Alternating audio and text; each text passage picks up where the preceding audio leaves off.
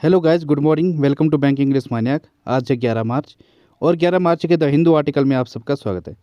Guys, काफ़ी time से मेरी तबीयत अच्छी नहीं थी, जिस वजह से मैं ला नहीं पा रहा था। उसके लिए मैं माफ़ी चाहता हूँ। अभी भी मेरी तबीयत अच्छी नहीं है, लेकिन फिर भी हम कंटिन्यू करेंगे। आज के बाद से हम कोई भी किसी भी दिन गैप नहीं रखने वाले। तो चलिए शुरू करते हैं बिना किसी देरी के। आज का पहला वर्ड है ड्रेडेड। इसका मतलब होता है खूंखार, भयानक को बोलते हैं ड्रेडेड। डेंजरस, हॉरिबल, फ्राइटफुल, ये इसके सिनोनिम हो जाएंगे। एग्जाम्पल है इसका अ ड्रेडेड डिजीज, एक भयानक बीमारी। देखो इसके अलावा और क्या क्या इसके सिनोनिम हो जाएंगे ड्रेडेड के। डायरफुल हो जाएगा, DIREFUL। इसका मतलब भी क्या होता है? भयानक को बोलते हैं DIRE, डायरफुल। फियरसम हो जाएगा, FEAR, फियर सम, SOME, फियरसम। फ्राइटनिंग हो जाएगा, टेरिबल हो जाएगा। टेरिबल की स्पेलिंग होती है TERRIBLE, टेरिबल। ऑफुल हो जाएगा, AWFUL, awful. Dire, DIRE, dire. Horrific, horrific की स्पेलिंग होती है HORRIFIC, हॉरिफिक। तो गाइज ये बाकी इसके सिनोनिम हो जाएंगे। अगला वर्ड है रेडोलेंट। इसका मतलब होता है सुगंधित, फ्रेग्रेंट को बोलते हैं रेडोलेंट। एरोमेटिक, परफ्यूम, ये सब इसके सिनोनिम हो जाएंगे। देखो जो रेडोलेंट है ना, इसके दो मीनिंग निकलते हैं। एक तो हो गया सेंट के रूप में, सुगंधित के रूप में, और दूसरा होता है रेमनिसेंट या सजेस्टिव को बोला जाता है रेडोलेंट। रेमनिसेंट मीन्स क्या होता है? पास्ट की कोई चीज़ आपको याद दिला रही हो। जैसे कि आपने किसी चीज़ को देख लिया और आपको पास्ट की कोई चीज़ याद आ गई, तो उसे बोला जाता है रेमिनीसेंट। ठीक है, REMINISCENT। तो इसके दो दो मीनिंग हो गए। एक तो हो गया सेंट, इस चीज़ के रूप में प्रयोग करेंगे, और दूसरा रेमिनीसेंट, किसी पास्ट के इवेंट को याद दिलाने के लिए। ठीक है, एग्जाम्पल से समझते हैं इसको। The air was redolent of cannabis. जो हवा थी उसमें किस चीज़ की सुगंधित थी? कैनाबीस की। भांग को बोलते हैं कैनाबीस। ठीक है, the air was redolent of cannabis. और जो अगला एग्जाम्पल है, a picture redolent of the 18th century. जो पिक्चर है वो किस चीज़ की याद दिला रही है? 18th सेंचुरी की। ठीक है, तो यहाँ पे रेमनिसेंट के रूप में इसका प्रयोग हो गया। तो ये होता है। तो इसके सिनोनिम देखते हैं। सिनोनिम क्या क्या हो जाएंगे इसके? रिमाइंडफुल हो जाएगा, रेजोनेंट हो जाएगा, सजेस्टिव हो जाएगा, इवोकेटिव हो जाएगा। इवोकेटिव की स्पेलिंग होती है EVOCATIVE, इवोकेटिव। जैसे परफ्यूम इवोकेटिंग ऑफ स्प्रिंग। जो परफ्यूम थी वो किस चीज़ की याद दिला रहा था? स्प्रिंग की, बसंत ऋतु की याद दिला रहा था परफ्यूम। तो इवोकेटिव इसका एक सिनोनिम हो गया। अगले वर्ड की तरफ बढ़ते हैं। अगला वर्ड है क्रिप्टिक। क्रिप्टिक मीन्स होता है रहस्यात्मक या सीक्रेट को बोलते हैं क्रिप्टिक। फर्टिव, मिस्टिकल, ये इसके सिनोनिम हो जाएंगे। जो ये फर्टिव है इसका मतलब होता है छिपकर या चुपके से। जैसे they cast furtive glances at one another. उन्होंने कैसे कास्ट किया? उन्होंने एक दूसरे को चुपके चुपके से देखा, चुपके चुपके नज़र से देखा। ठीक है, they cast furtive glances at one another. तो इस तरीके से फर्टिव यूज होता है। इसका मतलब भी क्या होता है? चुपकर या छिपकर, जिसमें पता ना लगे, या रहस्यमय, ये सब इसके सिनोनिम हो जाएंगे। एग्जाम्पल देखते हैं इसका। I wondered just what he meant by that cryptic remark. क्या मतलब हुआ इसका? मुझे आश्चर्य हुआ कि उसके उस क्रिप्टिक टिप्पणी से क्या मतलब था। क्रिप्टिक टिप्पणी मतलब गूढ़ टिप्पणी या रहस्यमय टिप्पणी, जिसका पता ना चले, जो क्या हो, मिस्टिकल हो, सीक्रेट हो। तो इस टिप्पणी से उसका क्या मतलब था। ठीक है, इसके और क्या क्या सिनोनिम हो जाएंगे वो देखते हैं हम। जैसे आर्केन हो गया। ठीक है, ARCANE, आर्केन। एनिग्मेटिक हो जाएगा। एनिग्मेटिक की स्पेलिंग होती है ENIGMATIC। मिस्टीरियस हो जाएगा, मिस्टिक हो जाएगा। ठीक है, और क्या हो जाएगा? ओकल्ट हो जाएगा, OCCULT, ओकल्ट। पजलिंग। और क्या हो जाएगा? एक अच्छा वर्ड है कैबलिस्टिक,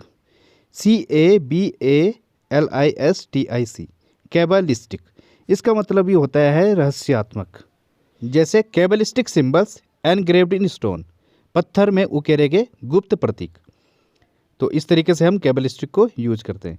तो बढ़ते हैं आगे अगले वर्ड की तरफ। अगला वर्ड है इनिमिकल। इनिमिकल मीन्स होता है हानिकारक, हार्मफुल को बोलते हैं इनिमिकल। परनीसियस, डेट्रीमेंटल, ये इसके सिनोनिम हो जाएंगे। परनीसियस मीन्स होता है डेंजरस या खतरनाक को बोलते हैं परनीसियस। जैसे अपरनीसियस वायरस, एक खतरनाक वायरस, एक डेंजरस वायरस, ठीक है, हानिकारक वायरस, तो ये होता है परनीसियस। एग्जाम्पल देखते हैं इनिमिकल का। These policies are inimical to the interest of society. जो पॉलिसीज हैं ये क्या है, हानिकारक हैं to the interest of society, society के हित में ये क्या है, हानिकारक हैं। तो इसके देखो बाकी क्या क्या सिनोनिम हो जाएंगे।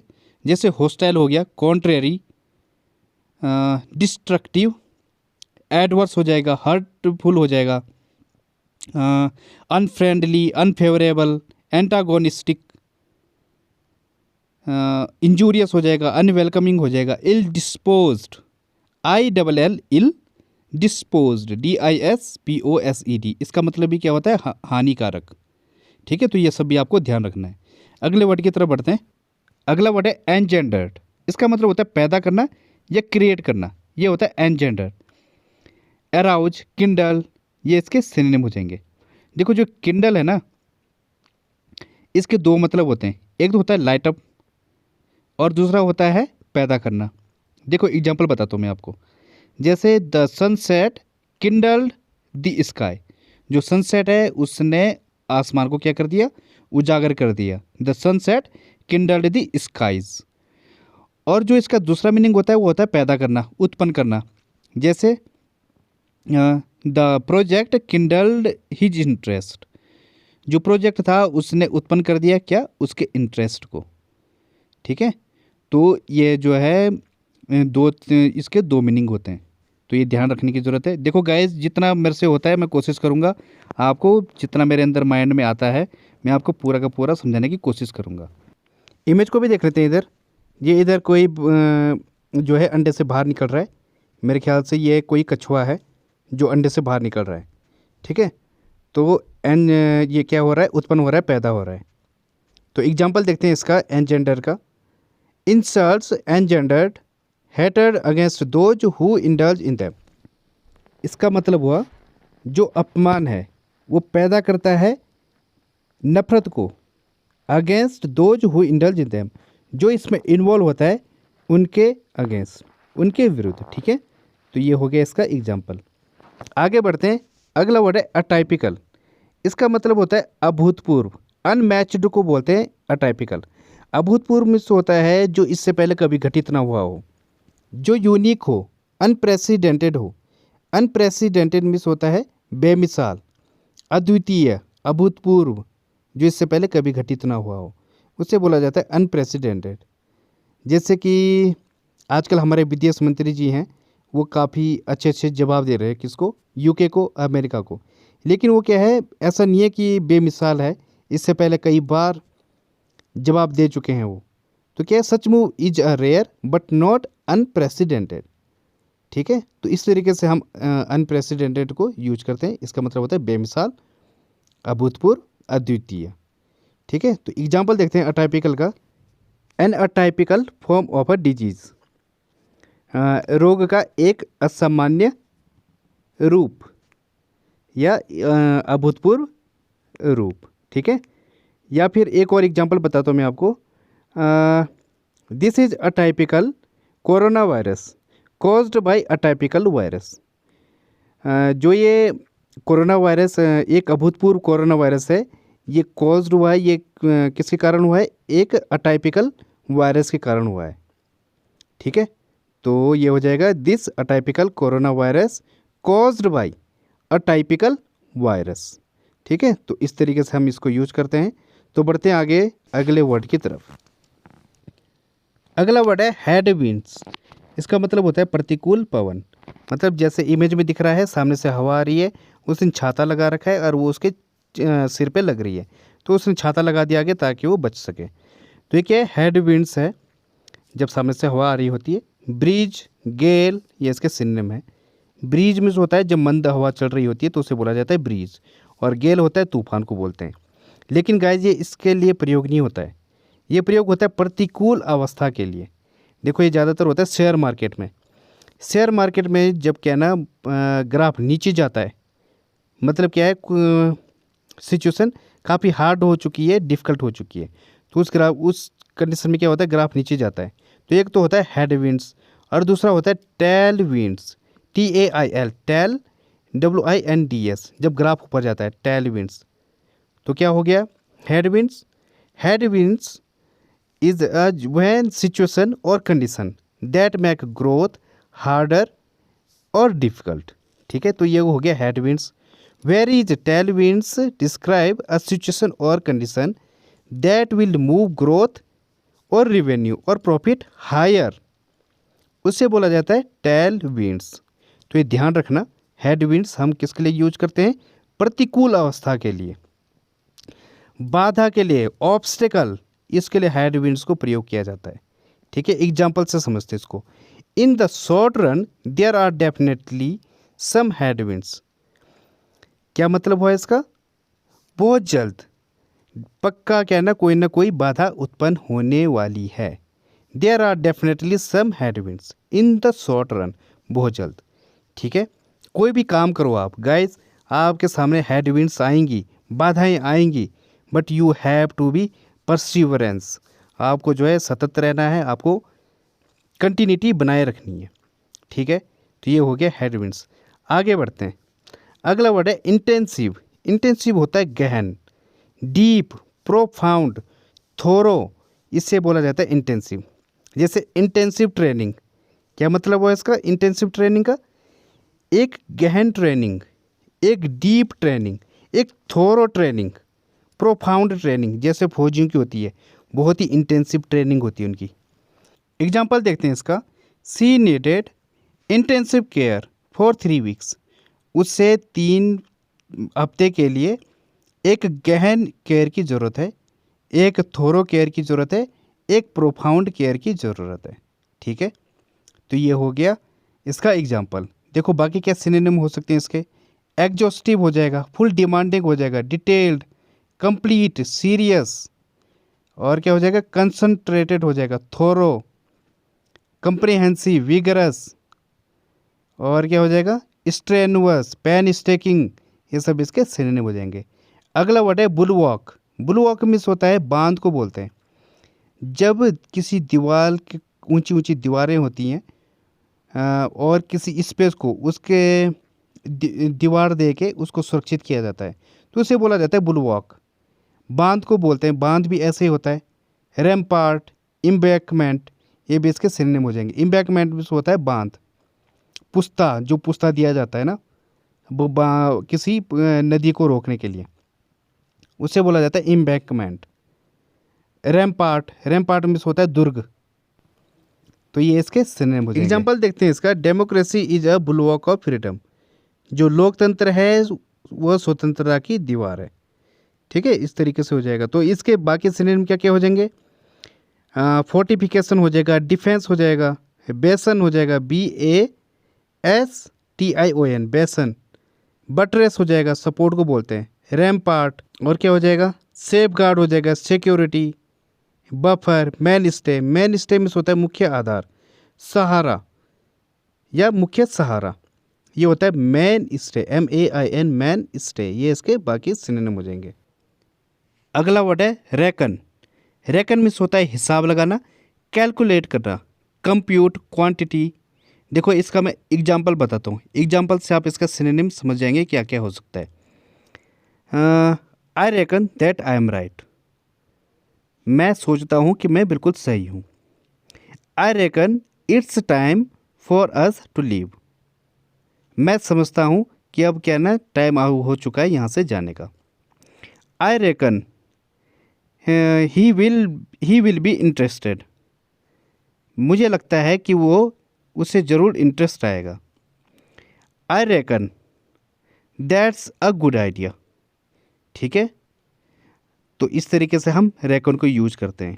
तो क्या क्या हो गया, रेकन के सिनोनिम क्या क्या हो जाएंगे, think, believe, suppose, imagine, assume, gas, ये सब क्या हो जाएंगे, रेकन हो जाएंगे। तो क्या क्या हो गया, कैलकुलेट हो गया, कंप्यूट हो गया, क्वांटिटी हो गई, ये सभी क्या है, रेकन है। ठीक है। तो इसका एग्जांपल देखते हैं जो मैंने लिखा हुआ है। आई रेकन व्हाट यू से इज ट्रू। मुझे लगता है जो कुछ भी आपने कहा वो बिल्कुल सही है। ठीक है, तो आप समझ गए होंगे रेकन का मतलब। तो आगे बढ़ते हैं, अगला वर्ड है डिसेमिनेशन। डिसेमिनेशन में होता है प्रसार। प्रसार को बोला जाता है dissemination. Spread, dispersal, circulation, relay, ये इसके सिनोनिम हो जाएंगे। इधर देखो, आपने किसी से सपोज कोई बात कही, तो आपने किसी से कही, उसने फिर दो लोगों से बोली, उन दो लोगों ने कितने सारे लोगों से बोल दिया, ये जो इमेज में दिख रहा है। इस तरीके से जो प्रसार होता है उसे बोला जाता है dissemination. Airing, public exposure, spreading, publishing, broadcasting, publication, distribution, diffusion, इसका मतलब ही क्या होता है, प्रसारण को बोला जाता है। प्रोपागेशन, और क्या हो जाता है, प्रोमलगेशन, ये इसके क्या हो जाएंगे, सिनोनिम हो जाएंगे। एग्जाम्पल देखते हैं, the dissemination of scientific ideas, जो साइंटिफिक आइडियाज है उसका प्रसारण। ठीक है, तो अगले वर्ड की तरफ बढ़ते हैं। अगला वर्ड है हीडियस। हीडियस में होता है अरुचिकर, जो टेरिबल हो, भयानक हो, अगली हो, कुरूप हो, क्या हो, हॉरिबल हो, अगली हो, ग्रोटेस्क हो, उसे बोला जाता है हीडियस। इधर इमेज में दिख रहा होगा कितना कुरूप है वो बेचारा, तो ये क्या है, हीडियस है। कितना हीडियस है वो, दे इमेज में दिख रहा होगा कितना हीडियस है वो। तो क्या क्या हो जाएंगे, अनप्लीजेंट, रिपल्सिव, ग्रूसम, ये इसके सिनोनिम हो जाएंगे। ठीक है, एग्जाम्पल देखते हैं इसका। She saw a hideous face at the window and started screaming भाई, उसने एक कुरूप चेहरा देखा, या एक हिडियस चेहरा देखा, एक अगली चेहरा देखा, एट द विंडो, खिड़की पर, एंड स्टार्टेड स्क्रीमिंग, वो इतना भयानक चेहरा था कि वो चिल्लाने लग गई ज़ोर से।